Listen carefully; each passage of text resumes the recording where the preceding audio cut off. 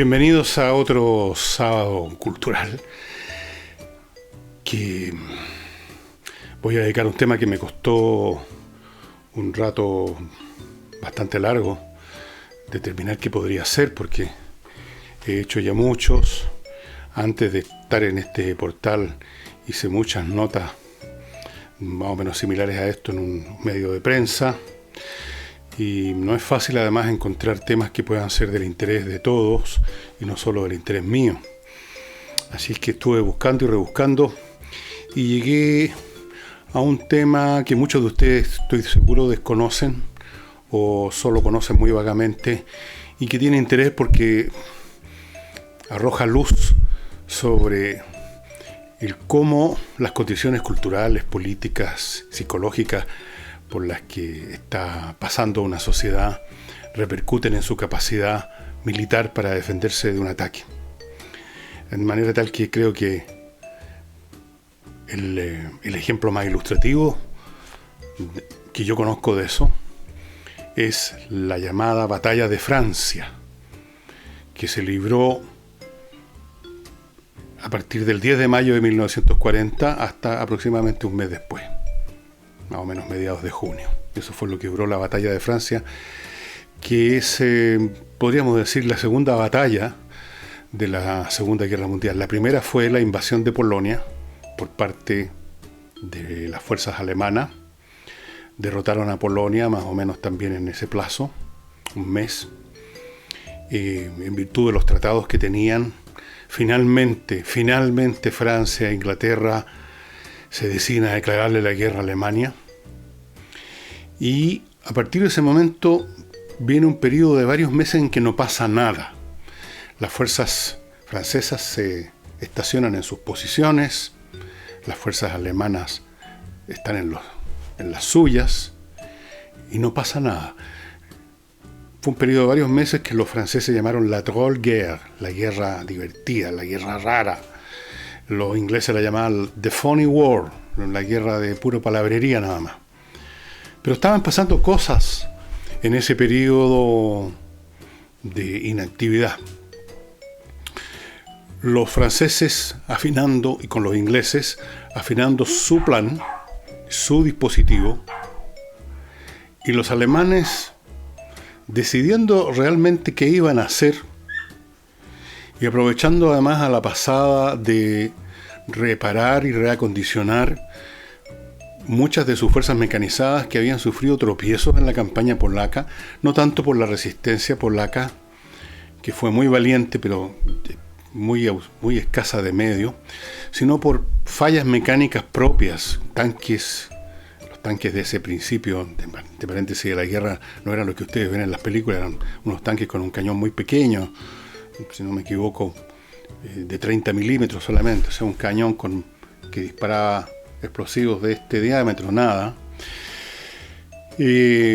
Sacando lección de lo que había sucedido en esa campaña y haciendo las reparaciones organizativas y mecánicas y técnicas adecuadas. En ese plazo, los alemanes estaban haciendo eso y estaban afinando un plan de campaña para atacar Francia e Inglaterra, las tropas francesas y las tropas inglesas que estaban desplegadas en Francia.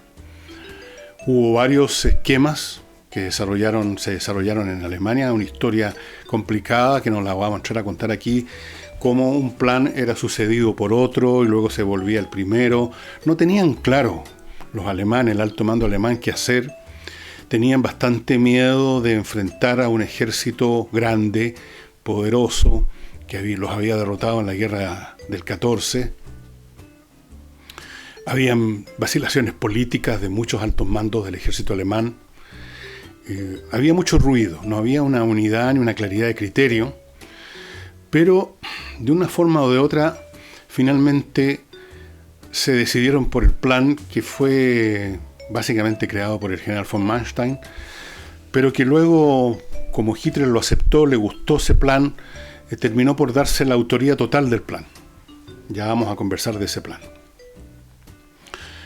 Los franceses e ingleses, por su parte, se estacionaron en sus posiciones frente a las líneas alemanas, en un largo dispositivo que iba desde la línea Maginot, que era una línea de fortificaciones desarrollada en los años 30 por Francia, 20 y 30, y que más o menos enfrentaba lo que podríamos llamar la zona más hacia el sur de sus fronteras con Alemania. Yo les voy a hacer un dibujo muy esquemático para que se hagan una idea más o menos del dispositivo.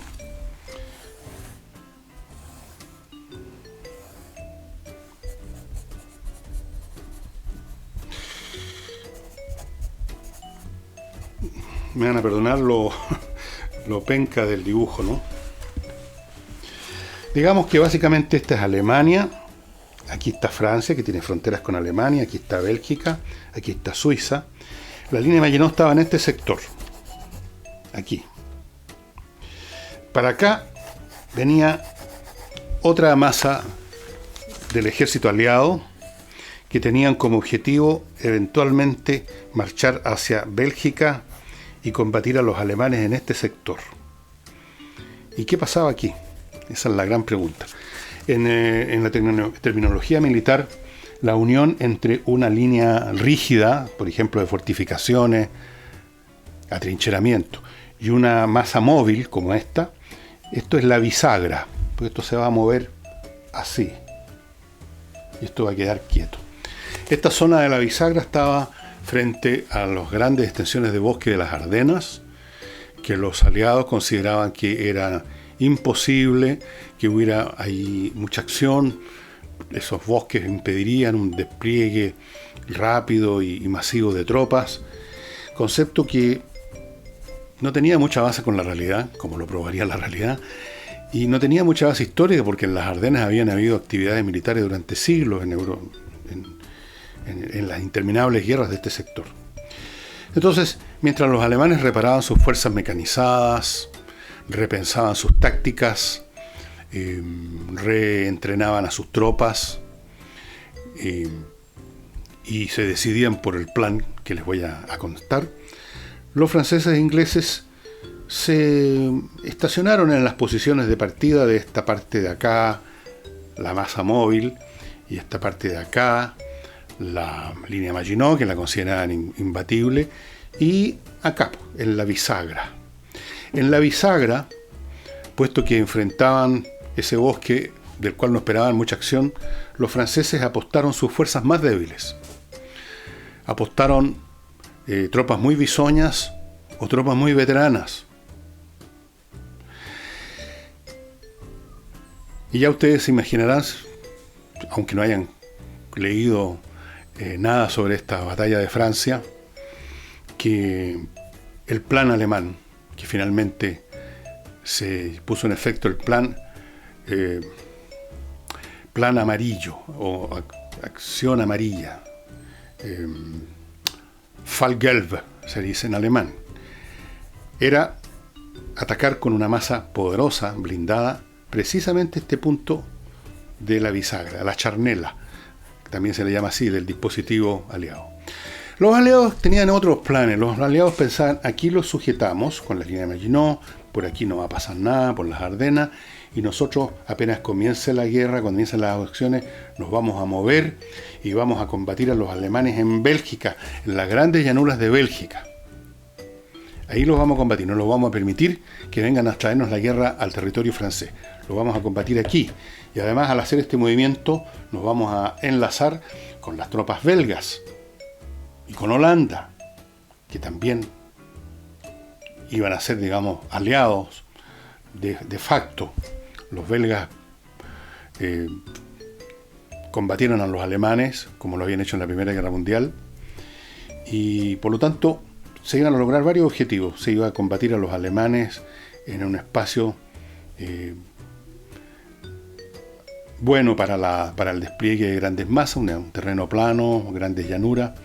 Se iba a lograr un enlace con los belgas, todo perfecto.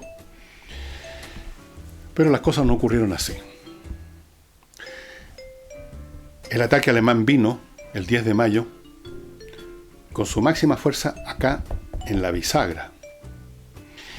Y acá se movió un contingente importante por Bélgica, así, de tropas alemanas, Y por lo tanto, los franceses e ingleses, el alto mando francés e inglés, consideró con mayor seguridad todavía que su plan era correcto y se apresuraron entonces en adelantar sus tropas. Esta puerta se empezó a mover hacia Bélgica.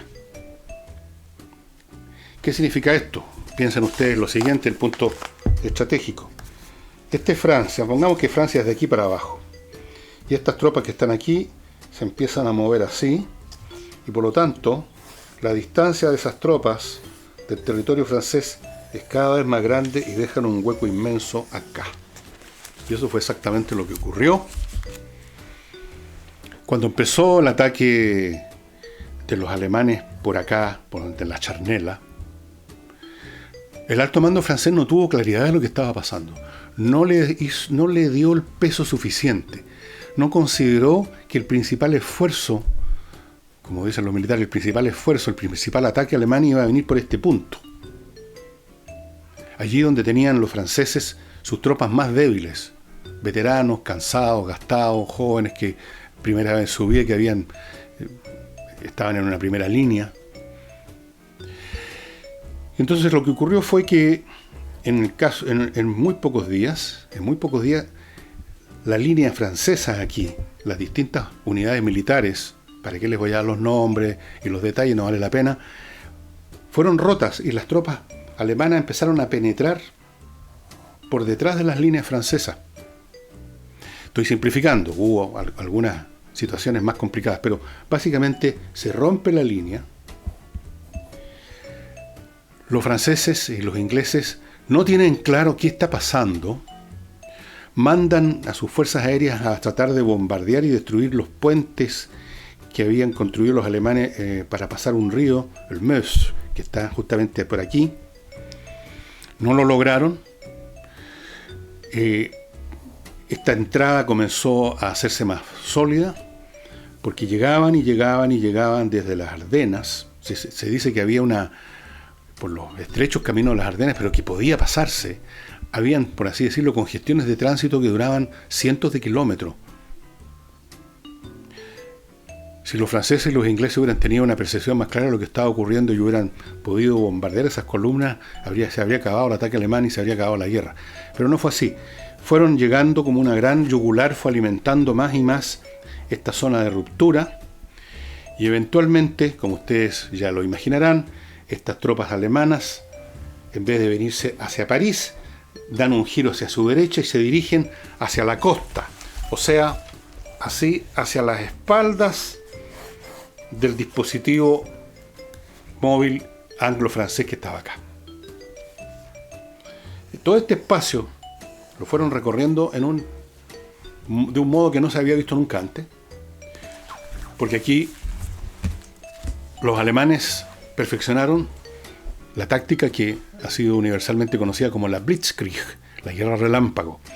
Ellos no avanzaban tranquila y lentamente esperando que estén todos, digamos, en primera línea, que estén no solo los tanques, sino que la artillería vaya junto con ellos, la infantería, etc. No, ellos mandaban columnas de tanques solos, sin protección de infantería, a avanzar lo más rápido posible por ese espacio vacío que hay detrás de una línea defensiva. Un espacio relativamente vacío en el sentido de que no hay tropas ahí, las tropas están en la línea de frente, y las líneas de comunicación son débiles. Son los caminos, los trenes que conducen tropas o conducen municiones al frente, son los centros de mando que están aislados atrás. No hay una fuerza sustantiva, era como terreno pelado. Por ahí avanzaron, por ahí iban avanzando. Cuando los franceses y los ingleses comprenden que este era la clave estratégica de la campaña, intentaron romper esta columna que avanzaba de tanques. Y si se hubieran coordinado bien, es posible que lo hubieran logrado. De hecho, los alemanes, el alto mando alemán estaba muerto de susto que eso pudiera ocurrir, que esas columnas sin apoyo de infantería y sin apoyo de aviación, porque ustedes comprenderán, la aviación requiere ir avanzando en el sentido de ir instalando aeródromos o ocupando aeródromos y, apilando lo que necesita un avión para volar, munición y combustible. Hay toda una logística, ¿no? Los aviones no vuelan así, sin ningún apoyo terrestre. Necesitan este movimiento de apoyo terrestre. Entonces estas columnas avanzaban solas. Y en algún momento a los franceses y a los ingleses se les ocurrió que si lograban hacer un ataque, unos, las tropas que estaban al norte, y otros, las tropas que estaban al sur, iban a quebrar esa columna. Pero en esos mismos días, el alto mando francés, o sea, el mando político de Francia, cambia al general en jefe. Cambia a Gamelin por Weygand. Y Weygand gastó varios días en hacer visitas de cortesía en París, así como dice, presentándose. Aquí vengo yo, el nuevo general en jefe. No hubo coordinación con los ingleses. Y por consiguiente, cuando después de mucho atraso, cuando estas columnas de tanque ya estaban apoyadas por suficientes tropas de infantería y sobre todo de artillería, y sobre todo el letal cañón antiaéreo y antitanque alemán en el 88, el ataque mal coordinado, mal hecho y quizás sin mucho espíritu, sin muchas ganas, sin mucha fe en sí mismo, produjo alguna sorpresa, algún temor por un momento en los alemanes, lo que estaban temiendo que los atacaran en ese momento, pero fue repelido, porque ya habían llegado refuerzos suficientes y ya había llegado la Luftwaffe. Y aquí viene otro elemento importantísimo que determinó esta campaña. No solo este problema estratégico de que los aliados no supieron reaccionar ante este quiebre de su línea por la bisagra, pues no tenían, entre otras cosas, muchas tropas de reserva, estaban todas comprometidas en este avance hacia Bélgica, todas las más importantes, las más fuertes. Fuera de esa gravedad, de ese grave error estratégico francés e inglés, los alemanes tenían una enorme superioridad táctica en el uso de su armamento. Cuando pensamos siempre en el ejército alemán, pensamos en los Panzer, es decir, Panzer es una unidad blindada, eso significa la palabra. Pero resulta que ese año 1940, los franceses y los ingleses tenían tanques muy superiores a los tanques alemanes desde el punto de vista técnico. Los ingleses tenían el Matilde, un tanque lento, pesado, muy fuertemente blindado, y con un cañón de mayor calibre que los cañoncitos de los Panzer II y I que usaban los alemanes. Y los franceses tenían un tanque muy superior a todo lo demás. Un monstruo con dos cañones, uno de 75 milímetros, un tremendo forro de blindaje de muchos centímetros de grosor. Pero no sabían usarlos. No había una doctrina inteligente del uso del tanque. A pesar de que en los años 30 varios especialistas en temas militares, teóricos, el tipo de personas, el tipo de militares que trabajan los altos mandos, generando doctrinas, generando ideas, los alemanes, los ingleses, pensadores de varios de estos bandos, habían llegado a la conclusión que el uso más efectivo de los tanques es usarlos en grupo, en columnas, agrupados en unidades fuertes de muchos tanques, para hacerlos penetrar las líneas y hacer acciones de flanqueo. Pero el ejército francés estaba formado por veteranos que habían estado muchos años viviendo en esa confort deteriorante de las capacidades militares que es la paz, de ideas anticuadas, y usaron los tanques en forma dispersa, como si fueran piezas de artillería que se podían mover por su cuenta. Los distribuían como apoyo de la infantería, o sea, un tanque aquí, otro por allá, otro por allá, no en grupos contundentes. Primera cosa. Segunda cosa, los alemanes desarrollaron una cuestión que es esencial en la guerra moderna, que es el uso combinado de las armas. No simplemente atacar con la infantería, no simplemente atacar con los tanques, no simplemente atacar con los aviones, algún otro blanco, sino que usar todos estos recursos concentradamente en el mismo blanco. Y si ustedes ven en YouTube, porque hay muchísimos videos, filmaciones de esa época de la campaña de Francia, van a ver más de alguna imagen de los aviones alemanes, los famosos de Stuka, esos bombarderos en picados que bajaban así, con una sirena que producía un ruido aterrorizante, y dejaban caer su bomba, de 250 kilos, precisamente sobre el blanco, se iban, eran como una artillería aérea. Entonces, había una coordinación entre las tropas de tierra alemana y la fuerza aérea que estaba operando con ellos, con esa determinada unidad. Entonces, si las fuerzas terrestres, las fuerzas de tierra, la infantería alemana o incluso los tanques alemanes se encontraban con un punto de resistencia mayor, inmediatamente llegaba la Luftwaffe a pulverizarlo. Ese uso combinado de fuerzas fue fundamental. Ustedes habrán visto quizás la película Dunkerque, hay varias en realidad, y saben entonces que este dispositivo anglo-francés que está avanzando a Bélgica, cuando se da cuenta que tienen tropas alemanas dando la vuelta por sus espaldas, retroceden y se concentran en la zona de Dunkerque para ser evacuados en lo que se llamó la Operación Dínamo. El perímetro de la zona donde se concentraron las tropas, básicamente inglesas y algunas francesas, para ser embarcadas hacia Inglaterra, el perímetro fue defendido exclusivamente por fuerzas francesas, que se sacrificaron hasta el último hombre para mantener a raya a los alemanes, porque si entraban y rompían el perímetro, ¿qué podían hacer esas tropas que habían estado en retroceso? Una tropa que retrocede es una tropa que se desmoraliza, es una tropa que deja botar en el camino al armamento pesado, es una tropa que no tiene ninguna capacidad de combate. Fueron favorecidos por una decisión de Hitler en un momento dado de parar estas columnas que avanzaban hacia Dunkerque, que avanzaban por la espalda, por temores de quedarse sin la suficiente apoyo logístico, sin suficiente combustible, sin suficiente munición, o esperando por un rapto de conservadurismo militar que llegaran las demás partes, llegara la infantería, llegara la artillería, llegara todo lo demás. Eso le dio tiempo a los ingleses. Fuera de eso, Göring le prometió a Hitler que con la pura Luftwaffe, con puros bombardeos, iba a destruir a esa masa de soldados que estaban esperando embarcarse. Pero no fue así. Se lograron embarcar la gran mayoría, y gracias a eso Inglaterra tuvo una base para poder continuar la guerra.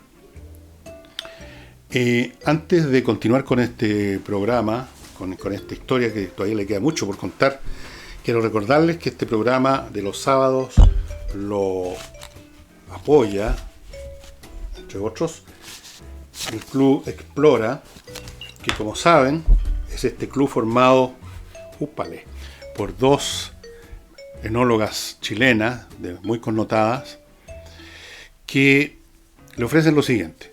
Usted se hace miembro del Club Explora, pagando una OF mensual, y todos los meses le llegan 2 de estos saquitos. Aquí les voy a mostrar uno nomás, con vinos diferentes. Este se llama Artesano, muy bonita la botella, es un Malbec, que no creo que dure mucho así intacta esta botella, me temo lobos que no va a durar mucho.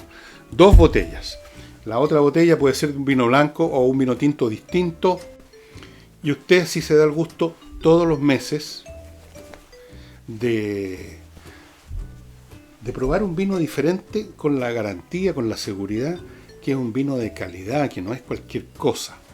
Y siempre a los que nos gusta el vino, como sé que le gusta a usted, nos gusta de vez en cuando probar un vino distinto, probar un vino diferente. Y esta es la oportunidad de hacerlo con la garantía que va a ser un vino de primera calidad. Son realmente súper ricos, por eso es que aquí las botellas no duran mucho y tengo que pedir que me manden otro stock todo el tiempo. ¿Qué le voy a hacer? Ese es uno de nuestros sponsors. Recuerden, aquí están los datos. Club Explora, usted se hace socio, una vez mensual. Usted puede hacer un regalo. Hay una gift card para que usted le regale una suscripción de un mes, 2, 3, lo que sea, a quien quiera hacerle el regalo. Y le llegan a su casa los vinos. Y francamente usted no los va a encontrar en el mercado. Estos vinos no los va a encontrar en una botillería. Así es que hágase socio, estimado amigo, una UF nomás, no es gran cosa, 2 exquisitas botellas. ¿Qué más se puede pedir? Y nuestro otro sponsor, como ya saben, no les voy a contar todas las gracias que significa regalar esta caja con el ajedrez, con la licencia para abrir el sitio, porque ya se los he dicho muchas veces y no quiero ser majadero, pero se lo voy a decir de nuevo. Este es el mejor regalo que le puede hacer a cualquier persona, pero especialmente a un niño o a una niña, porque le va a ayudar a conformar el sistema operativo de su mente, el sistema operativo que le, como dijéramos, lo ayuda a desarrollar sus capacidades cognitivas de mejor manera, de forma más organizada, a pensar con más método, a hacer análisis de las cosas en mayor profundidad, a no tomar decisiones apresuradas sin considerar la situación, a tener paciencia, a mirar lo que hace el adversario, o sea, a tomar en cuenta todos los factores y no ensimismarse en sus propios planes, sus propias ideas. Todo eso es fundamental para el desarrollo de la inteligencia y por lo tanto es fundamental para la vida del niño en el futuro. En el colegio los chicos que juegan ajedrez son mucho mejores estudiantes. Lo mismo en la universidad, etc. Terminan siendo muy buenos alumnos, muy buenos profesionales, de la inmensa mayoría. Y por eso que en muchos colegios europeos, en Rusia desde luego, el ajedrez forma parte del currículum escolar, así como las clases de historia o de francés. No, ya no se hace francés en Chile, ¿no? Todo eso por el ajedrez, por las capacidades que tiene el ajedrez. Compren entonces en Espacio Ajedrez. Mi memoria está fallando más y más. Sí, espacioajedrez.com. Y además les va a llegar, aparte de la licencia que viene adentro para que el niño, niña o la que sea, la persona que usted le regaló, abra todos los servicios que trae el sitio, que son muchísimos, le va a llegar a usted, al que compra la caja, 2 licencias para que usted pueda también tener su propio sitio en su computador, tener ya marcadito el sitio, espacioajedrez.com, entrar a ver un montón de cosas entretenidas, empezar a jugar, empezar a usar su mate como debe ser. Creo que es un excelente regalo, un excelente pasatiempo. La gracia de este método para desarrollar este sistema operativo es que además es entretenido. Es súper entretenido. Es más entretenido que sacar puzzles o resolver problemas de cálculo o cualquier cosa. El ajedrez. Bueno, para terminar con la campaña de Francia, los ingleses se logran ir en masa, en Dunkerque, y los franceses todavía no tiraban la toalla. Con lo que quedaba del ejército francés, más o menos 68 divisiones, con lo que les quedaba de armamento, lo mejor lo habían perdido, se atrincheraron, se desplegaron más al interior de Francia, más o menos a la altura del río Somme, y se reentusiasmaron con un nuevo reentrenamiento, llegaron de la fábrica algunos elementos de los que se habían perdido, llegaron tanques, llegaron aviones, y se generó la sensación de que se podía todavía defender a Francia, y desde el punto de vista táctico desarrollaron métodos de combate mucho más eficientes de los que habían tenido antes. En vez de esas líneas, una línea es algo que usted la puede romper por algún lado, como pasó en la primera parte de la batalla de Francia. Aquí formaron lo que se llaman erizos, que son centros fortificados, artillados, que apuntan, por así decirlo, para todos lados. Son una nuez muy dura de cascar. Y fue tan dura de cascar que a los alemanes les tomó muchos días y les costó muchas bajas, o sea, fueron diezmados en tanques, en todo. Pero una batalla defensiva de este tipo, por mucho que pueda infligir severas bajas al atacante, no tiene futuro estratégico. De la defensa no puede salir una victoria, puede salir a lo más un empate. Usted no puede ganar un partido jugando a la defensiva. Eventualmente llegó otra vez esta mecánica del Stuka. Primero hicieron desaparecer los aviones franceses e ingleses que todavía quedaban por su superioridad aérea. Y una vez que obtuvieron ya no superioridad, sino que supremacía aérea, ya no había manera de salvar la situación. Los puntos fuertes fueron ferozmente bombardeados. Hay algunas imágenes impresionantes en que se ve un Stuka dejando caer una de estas bombas de 250 kilos y como un tanque en la explosión salta por los aires como si fuera un juguete. Un tanque de 40 o 50 toneladas volando por los aires. Bueno, y finalmente viene el armisticio y se acaba la batalla de Francia. De esta batalla ha habido mucha discusión porque básicamente, en buscando una interpretación del porqué, se generaron dos polos principales, dos miradas principales con algunas variantes entre medio.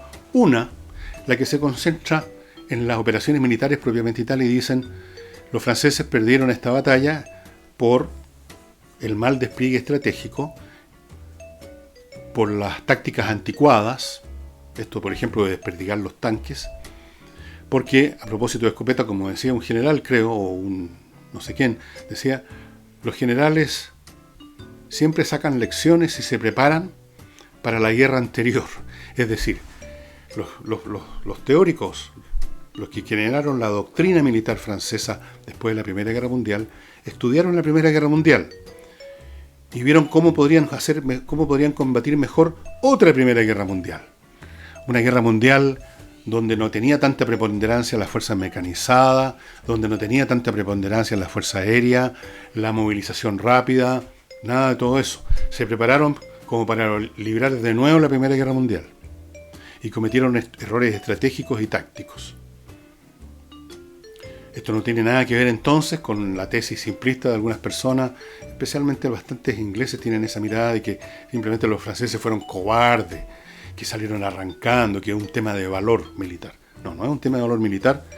En estas batallas los franceses perdieron 100.000 hombres en un mes. No es poco. Pelearon duro, sobre todo en la segunda parte, cuando pudieron reorganizarse y ofrecer más resistencia. En las batallas modernas, además, en la guerra moderna, no es tanto una cuestión de valor personal, es una cuestión de organización. No hubo un tema aquí entonces de cobardía, de que los franceses se arrancaron de sus posturas. Estuvieron en su posición hasta que los mataron. Eso fue lo que ocurrió. Por supuesto, también hubo prisioneros. Siempre hay prisioneros en una guerra. No todos están dispuestos a morir hasta el último minuto, pero sí están todos dispuestos a combatir hasta el último minuto en que hay una oportunidad de salir airoso. Solo después se rinden. Entonces, la explicación puramente desde el punto de vista estratégico-táctico es la que se desarrolló en este libro, muy interesante, Strange Victory, la extraña victoria de Hitler, de Ernst May, sumamente entretenido. Ahí vemos el detalle de cómo se forma la doctrina militar francesa, cómo se organizaban, cuál era la política que se vivía en ese momento en Francia, que era muy tumultuosa, y los detalles mucho mayores de los que aquí les he dado. Yo no les he dado ni un detalle de esta batalla de 1940. Esta es una explicación militar de la derrota. Y luego tenemos otros libros como este, La caída de Francia, la invasión nazi de 1940, de don Julian Jackson. Hay un libro también, hay muchos libros, donde la explicación es que Francia, como resultado de las tremendas bajas que sufrió en la Primera Guerra Mundial, como resultado de la enorme polarización política de Francia, que vivía desgarrada políticamente, enormemente desgarrada, como resultado de una desmoralización que produjo en la sociedad francesa tanto esa lucha política como las enormes pérdidas que sufrieron en la Primera Guerra Mundial, los franceses no estaban con el talante, el espíritu, la determinación para dar una guerra, para hacer una guerra con posibilidades de éxito. O sea, esa tesis dice, los franceses estaban desmoralizados y si bien combatieron, lo hicieron a medias, lo hicieron mal. El mismo alto mando francés, muchos de sus miembros ni siquiera eran republicanos, sino que tenían simpatías por los nazis. Había una quinta columna fuerte en Francia de partidarios del nazismo. Y todos estos factores sociales, políticos y morales habrían reblandecido el espíritu francés y habrían llevado, por lo tanto, a las líneas de batalla a soldados y oficiales que no estaban 100% en el negocio. Y que, por lo tanto, desmoralizados así como estaban más prestos que una tropa entusiasta a rendirse, estaban más prestos a retirarse después de unos pocos tiros. Estas distintas y muy opuestas versiones sobre la derrota de Francia se siguen discutiendo. Yo he leído todo lo que he podido sobre este asunto y he llegado a la conclusión de que ambas explicaciones tienen razón en su correspondiente plano. En el plano político, militar, político, ideológico, moral, es cierto que en el espíritu de los franceses no estaba todo dado como para poner en la línea del frente a tropas absolutamente entusiastas. Pero ¿hasta qué punto esa explicación es válida? Las tropas alemanas tampoco estaban entusiastas, y yo dudo mucho que haya ninguna tropa entusiasta en ninguna guerra. Lo que hay son tropas que tienen que marchar donde le dicen sus oficiales. Tropas que son puestas en un mecanismo, en una especie de cadena sin fin, que los lleva desde el cuartel donde los convocaron a una determinada posición, a efectuar determinadas acciones que les han adiestrado, a apretar el gatillo de la ametralladora, a ocupar una caja de píldoras, como llaman, un búnker, a avanzar a tal punto, porque no pueden en primer lugar desobedecer por temor a los oficiales. Como bien decía Anatole France una vez, la táctica es el arte de disponer las tropas de tal manera que no puedan huir. Y con eso está diciendo mucho. En muy raras ocasiones, las tropas que entran en un combate están llenas de entusiasmo.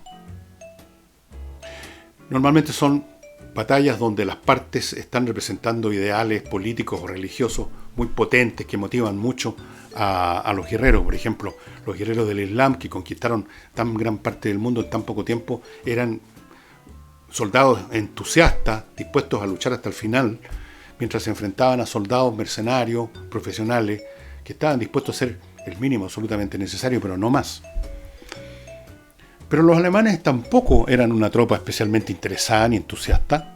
No todos los soldados de la Wehrmacht eran nazis, todo lo contrario. No todos los soldados habían tenido ganas de ser soldados, los habían reclutado, como ocurre en estos casos. Así que el factor de que llegaron las tropas francesas sin ganas de pelear es difícil de creer, pero es cierto que la desmoralización, que las luchas políticas, que todo el contexto previo a la guerra y a la batalla de Francia dificultaron que la sociedad en su conjunto se hubiera organizado mejor para esa guerra.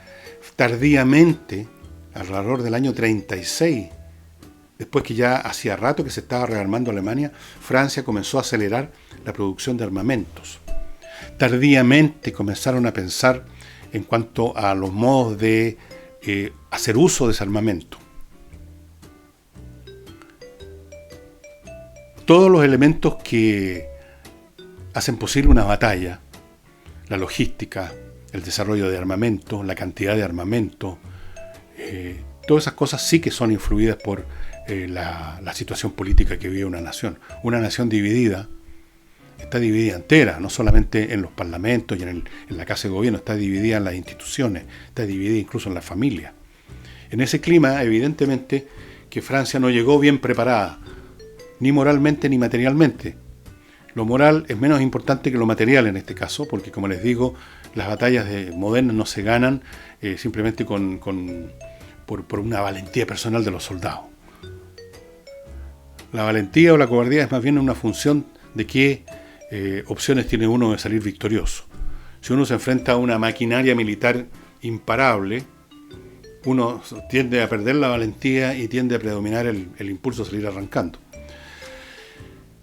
Pero luego, una vez que están puestas las tropas ahí, que se ponen, digamos, las fichas sobre la mesa, sin duda que la explicación técnico-militar es fundamental. Es decir, en otras palabras, con todos estos problemas que tenía Francia, bien pudo haber ganado esa batalla si se hubiera organizado de otro modo. Si frente a las tropas que entraron por las Ardenas hubiera habido una masa militar francesa mucho más contundente, más numerosa y de primera clase. Los soldados que estaban frente al empuje principal de los alemanes eran de segunda clase. Como les dije, reservistas, viejos, jovencitos, gente inexperta. Si hubieran tenido a los mejores soldados hubieran tenido el mejor armamento, hubieran concentrado aquí y en grupo los tanques en vez de llevarlos a esta ala móvil que fue al vacío, podían haber sido derrotados los alemanes. La guerra podía haber terminado ahí y nadie estaría hablando ahora de la desmoralización de Francia o de que los franceses salieron arrancando. Incluso más, aún después de que se rompió esta charnela, esta bisagra, si se hubieran coordinado mejor los ingleses y los franceses para un contragolpe a esa columna de tanques todavía sin apoyo, también podían haber ganado la guerra, podían haber ganado la batalla ahí. Y ganando esa batalla se desmorona Hitler. Todos los altos mandos alemanes, que no eran pocos, que estaban con ganas de cortarle la cabeza a Hitler, se habrían visto revivificados en caso de una derrota en Francia. No habría habido Segunda Guerra Mundial. O sea, lo decisivo se jugó en el plano militar, pero eso de decisivo se preparó en muchos sentidos en el plano civil y político.